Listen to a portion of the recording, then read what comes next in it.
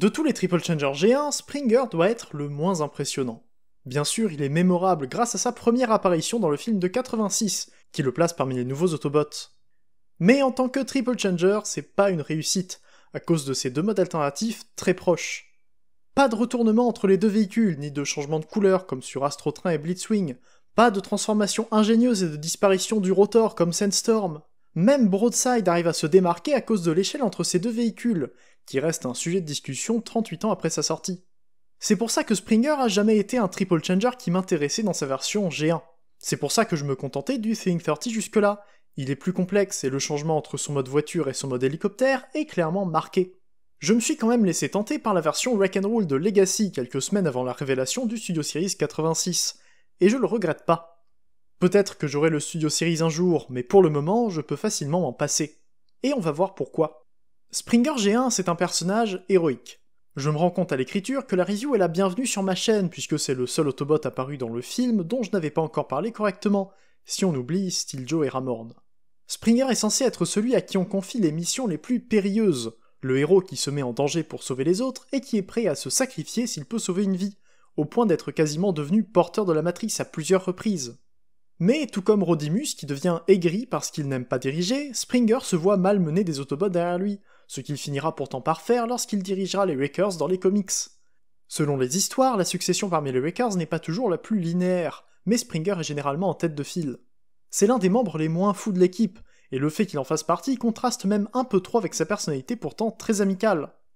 Je parle donc aujourd'hui de la version Legacy de Springer, sortie dans la collection Wreck-'n-Roll dont j'ai déjà présenté Leadfoot et Master Dominus. Il était en promo en avril sur Amazon, donc j'en ai profité, et honnêtement, je le regrette pas. Ce Springer est un simple repaint de la version Siege sortie 3 ans plus tôt, dont les couleurs étaient un peu plus proches de l'animation. Je commence avec son mode voiture, que je pourrais qualifier de mode que j'aime le moins si Springer avait 3 modes vraiment différents. Il s'agit donc d'un mode véhicule terrestre que certains appellent futuriste et d'autres cybertroniens, en fonction de ce qu'on pense des Autobots du film de 86. Ce mode est assez plat, avec les ailes avant qui dépassent du capot et les cieux arrière plus fins qu'à l'avant, et un petit cockpit bleu transparent. Le capot est la seule pièce peinte en jaune sur la figurine, comme ça l'était sur sa version originale. En fait, on a ici plutôt une variante qui reprend le jouet G1 avec ce repaint, sans les effets de sticker qui auraient pu lui ajouter de la couleur. On peut remarquer une chose sur le capot, il n'a pas un logo Autobot standard, mais un logo Wrecker, ce qui peut être dommage pour certains, mais qui me dérange pas tant que ça. C'était plutôt attendu pour un Springer sorti dans une sous-gamme de Wreckers, mais c'est sûr qu'il porte habituellement le logo Autobot normal, surtout pour une version jouée. Ce que j'aime avec ce Springer, c'est que c'est le premier que j'ai qui ressemble à sa version G1, et à vrai dire, c'est la première version officielle depuis 86 qui réutilise ce design. Donc, même si c'est pas le Triple Changer le plus imaginatif, puisqu'il a été fait avec les premiers designs créés entièrement par Hasbro pour la gamme, ça me plaît de l'avoir. Si ce mode est appelé une voiture armée, c'est parce qu'on peut lui ajouter ses armes. Springer vient avec 5 accessoires, ses 2 fusils, ses 2 épées, et le rotor pour son hélice. Ces 2 fusils peuvent s'assembler pour en faire un plus long, ce qui donne pas super bien, et bien sûr, les épées formeront l'hélice grâce à la pièce centrale qui ne sert à rien d'autre. Les épées ont des ports dédiés sur les côtés pour se ranger, et les fusils se mettent sur les ailes avant ou sur le toit, mais on a d'autres ports ailleurs pour les placer. Et pour la dernière pièce, c'est un peu comme on veut, mais je trouve que ça donne jamais bien. Je le comparerai surtout avec le Thing 30, qui permet de bien voir la différence entre un Springer G1 et une réinvention assez conséquente. Le Thing 30 est plus grand et beaucoup plus proche d'une voiture terrestre. En le voyant comme ça, on a de quoi se demander pourquoi on irait préférer la version Legacy. La transformation vers le mode hélicoptère est pas compliquée. Le capot et la vitre ne bougent pas, alors que le reste se réarrange légèrement. On doit utiliser une compression du bassin qui a tendance à se déboîter toute seule, ce qui rapproche les jambes et permet d'attacher correctement des panneaux qui se déploient de chaque côté.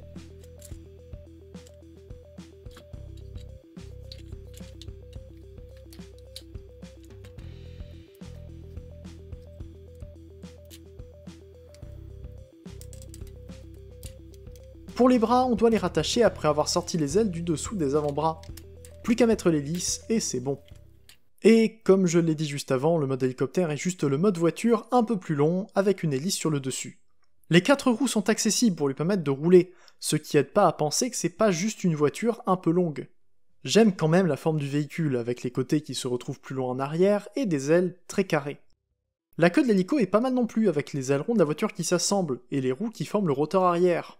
Mais c'est clair qu'il n'y a pas non plus grand chose à dire sur ce mode. C'est juste la voiture avec quelques ajustements qui la rendent plus fine, et l'hélice c'est le plus gros changement qu'on ait dessus. Honnêtement, c'est pas super impressionnant. Il n'y a pas autant de différence entre les deux modes que le précédent Springer qui change complètement de forme pour devenir un hélicoptère plus convaincant et plus dynamique. Mais je me plains pas de la façon dont c'est réalisé sur le Legacy. C'est proche de l'idée du G1, c'est juste le design original qu'on peut discuter. Je peux donc enchaîner rapidement avec le mode robot.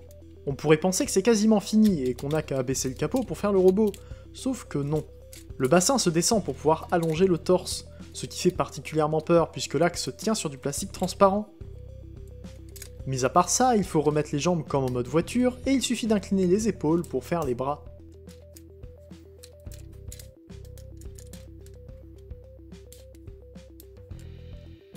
Le torse est un peu plus long que le capot, et il y a même une articulation qui ne sert qu'à faire de la place pour ouvrir la pièce et laisser passer la tête. Et sur les 3 transformations possibles, le fait d'attacher les épaules au torse reste la partie la plus galère. C'est vraiment pas agréable ni évident à faire. Mais je trouve que ça donne un très beau mode robot. Après 2 ans d'adaptation aux couleurs et quelques mois en main pour m'y faire encore plus, je trouve ce Springer magnifique. Un retournement de veste assez conséquent de ma part. J'ai critiqué les modes alternatifs parce que le design original n'a pas été très inspiré pour faire un tel triple changer. Mais ça n'empêche pas que, maintenant, j'adore ce robot. Et il n'est pas parfait, loin de là, mais Springer Wreck-'n-Roll est un robot carré et large, qui porte bien ses couleurs. Il est très gris, mais ça le rend proche du jouet, même si des autocollants pourraient l'aider encore plus dans ce sens. Je trouve d'ailleurs que le vert apparaît seulement dans ce mode, ce qui donne vraiment bien. On passe de véhicules plutôt gris à un robot plutôt vert, qui montre encore pas mal de gris, mais avec l'énorme capot jaune qui fait croire qu'on voit cette couleur bien plus souvent sur lui. J'adore sa tête. Je sais pas si c'est les 2 teintes de vert ou la simple taille, avec les courbes et l'absence de gribouillage de Siege, mais il y a quelque chose que j'aime beaucoup avec la tête de ce Springer. Le torse est peut-être un peu trop carré, surtout à côté du Studio Series 86, mais pour une version jouée, c'est correct. Les bras sont encore une fois plus carrés que le Studio Series avec les épaules droites, mais on peut les incliner vers le bas toujours pour être plus proche du jouet. Enfin, les jambes sont un peu étranges puisqu'on dirait une sorte d'assemblage de panneaux successifs, mais le pire doit être les chevilles un peu moches qui sont dues à la transformation. Elles sont bien articulées, mais elles sont loin d'être jolies à regarder. Le dos de Springer est propre, avec des jambes un peu trop ouvertes peut-être, mais une plaque dorsale qui le ferme assez bien pour cette partie-là. En fait, je trouve ce Springer assez inégal. La transformation pose quelques problèmes pour ce qui est de l'attache entre les pièces, qui peut parfois refuser de coopérer sans aucune raison. Mais en plus, on a une grande différence entre les bras qui changent à peine entre les 3 modes, et les jambes qui en font beaucoup. Mais à côté, le torse ne bouge qu'une seule fois, de façon très complexe, mais n'a pas à être touché entre les 2 véhicules.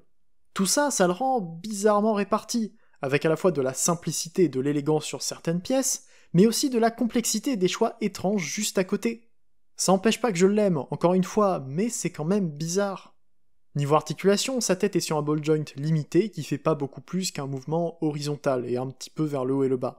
Ses épaules sont classiques avec biceps, coudes et poignets articulés. Son bassin va taper dans son dos, ce qui limite sa rotation, et la ceinture est intégrée aux hanches, ce qui donne pas plus d'amplitude en fait. Il y a même des problèmes de place entre la hanche et l'abdomen, qui peuvent abaisser la ceinture comme pour la transformation en hélicoptère, ce qui peut être très rageant. Ensuite, les genoux plient et on peut utiliser l'autre axe pour quelques poses, et les pieds vont vers le haut en plus du mouvement habituel sur le côté. Alors bien sûr, il est expressif, comme toutes les figurines depuis Siege, et c'est normal puisque c'est justement un repaint de Siege. C'est pas le mieux articulé, mais il fonctionne plutôt bien. Et avec ses couleurs, il me plaît beaucoup. C'est encore mieux avec ses armes puisqu'il a quand même de quoi se défendre. Il suffit de le mettre sur un stand pour qu'il soit tout de suite plus dynamique, mais c'est déjà pas mal quand il se tient lui-même debout. Pour la comparaison, on voit bien la différence avec Springer Think 30. C'est pas les mêmes designs, mais on voit bien l'inspiration. Les deux sont bons dans ce qu'ils veulent faire, mais l'ancienne version est quand même un coup de maître auquel il ne manque que des chevilles pour respecter les standards actuels. Je pouvais pas prendre des photos de Springer sans le comparer avec Impactor, l'autre chef des Wreckers. Là encore, je trouve qu'ils donnent super bien tous les deux. Les deux figurines ont leurs défauts, mais je trouve ça super de voir ces deux personnages ensemble, à la fois dans Siege et dans Wreck-'n-Roll. Bien sûr, Impactor a une tête IDW dans ma version qui correspond mieux à mon autre Springer, mais on fait la review du Legacy, donc c'est avec lui que je le mets aujourd'hui. Et bien sûr, il fallait que je fasse une petite photo de famille avec les Autobots de 86, puisqu'il entre à peu près dans leur esthétique, même si c'est pas trop ça pour les couleurs. Encore une fois, je ne chercherai pas à avoir le leader class, cette version-là me suffit. Et s'il me suffit, c'est juste parce qu'il me plaît en main. C'est sûr que ces modes alternatifs sont pas les plus imaginatifs, mais ils sont correctement réalisés. C'est clair que c'est pas le plus proche de l'animation, mais il y a les couleurs du jouet. Et c'est également certain qu'il n'est pas non plus exactement comme le jouet, mais ça me déplaît pas. Il a plein de défauts qui font que je ne peux pas vous le recommander pour un prix de Voyager actuel. Mais si vous appréciez voir un Springer gris où le verre explose en robot, qui est moins cher que le Studio Series 86 tout en ayant les mêmes mollets et une meilleure hélice en mode hélicoptère, alors le Legacy est peut-être fait pour vous. Il n'a certes pas son marteau iconique, mais il ne coûte pas 60€. En attendant, je pense que c'est tout pour moi. Je suis content d'avoir pu faire une review de Springer Legacy. J'avais envie d'en parler depuis un peu plus d'une semaine et c'est la meilleure façon pour moi de proposer une review. C'est peut-être un peu tard pour parler de lui, mais ça pourra peut-être vous donner une idée de ce que le Studio Series peut proposer, puisqu'il partage la majorité des pièces et de l'ingénierie. Comme d'habitude, je vous invite à vous abonner pour ne pas louper mes prochaines reviews. J'attends vos retours en commentaire et je vous attends sur l'Arche sur Discord pour parler autour de la franchise. On se retrouve bientôt pour une prochaine vidéo, c'était Leader, fin au jour et salut.